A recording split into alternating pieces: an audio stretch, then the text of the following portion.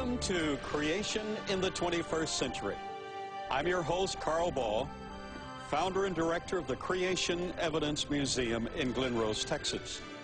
We have heard about amazing grace and astounding love and the awesome complexity of the entire universe. So today we're going to talk about amazing design. Is it possible for us to see enough information to know that the design of planet Earth, ourselves, and the entire cosmos, planet Earth as well as the solar system, as well as the entire universe, have been designed? Yes, it is. We're all familiar with the concept of naturalism. We have a generation that has grown up on, has digested from every angle of propaganda the theory of evolution, naturalism, which supposes that we had a chaotic origin and that chaotic origin produced living systems which ultimately eventuated in the mind of man. And the person credited with the concept that basically today encapsulates academic profile is Charles Darwin. Charles Darwin espoused a theory that natural selection would produce all that we see in the biota, the living systems. However, his own friends learned in just a few decades that natural selection does what Edward Blythe, a naturalist, a creation naturalist, stated to begin with ahead of Charles Darwin. Natural selection preserves the integrity of the systems that are already alive. It does not produce any new, more complicated information. It may reshuffle that information so that we have microevolutionary changes, and every time we reshuffle the information, we lose organization of that information, so it's inferior, even though it may have one or two particular traits that are advantageous, but that does not add to the genetic information. So Charles Darwin espoused naturalism in the guise of natural selection. However, his friends later very quietly admitted to themselves natural selection will not produce what we see in the biota, so mutation is the answer.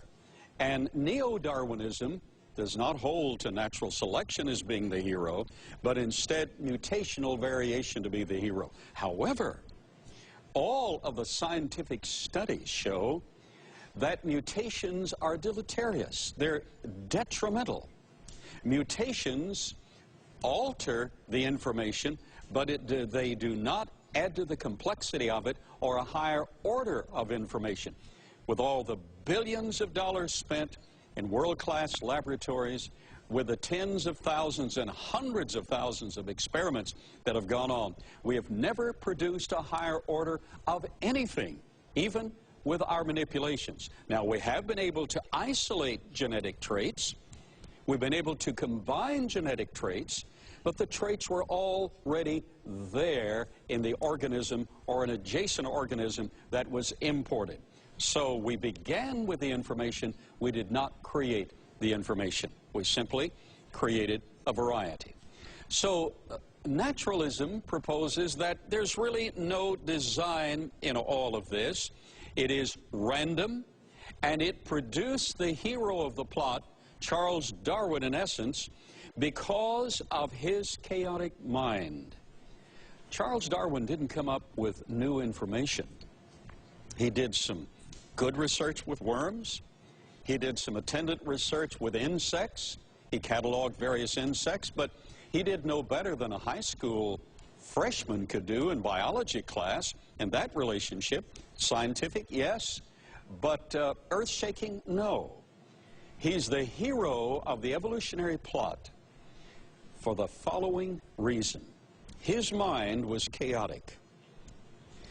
His mind originally adopted a systematic series of thoughts, and he responded to William Paley's arguments for design being functional in the universe, and particularly verifying Christianity.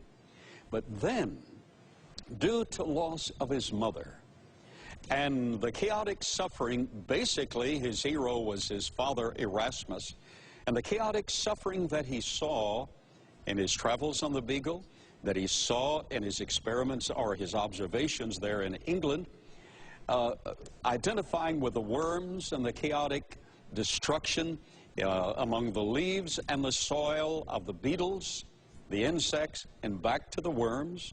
Charles Darwin identified with them to the degree that he held a resentment toward a God who would either create or permit suffering. Thus, his mind began to rebel, and there's a series of thought processes that I'll get to before the program is over, that Charles Darwin incubated within himself, self-inflicted. He wrote scores and scores of letters to his precious, compassionate wife. And yet, in every single letter, he referred to his illness. His illness was self-inflicted, self-incubated. He did not want to let go of it because he was rebelling against God. Ultimately, Charles Darwin, in his autobiography, said, and in a letter to Asa Gray, he said, I believe in God, a God who is essentially identical with the mind of man. And the inference there is his own mind that was in chaotic disturbance. Therefore, he held that there is really no ultimate design in the universe, that the background explosions and supernovae that we observe, the foreground suffering and writhing chaos, literally are expressed in the mind of the individual, himself in particular. He felt that others were insane. He was normal, but he was not normal. He had an insanity that was self-inflicted. Thus, he felt that the disorder that he experienced in his emotions, his mind and his embracement were normal. However, I'm glad he is not given the final word. The scriptures demonstrate to us the following. We find in Romans chapter 1, verses 19 and 20, an incredible statement. For the invisible things of him, the God of creation, from the creation of the world are clearly seen, being understood by the things that are made, even his eternal power and Godhead, so that they're without excuse. Because that which may be known of God is manifest in them, for God hath showed it unto them. Now let's analyze this for a moment. The creation can be understood by the normal mind of thinking man.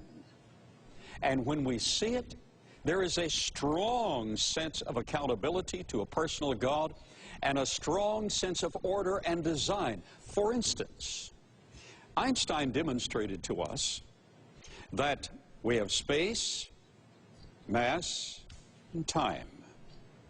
Space, mass/energy. Space and mass are interrelated along with time.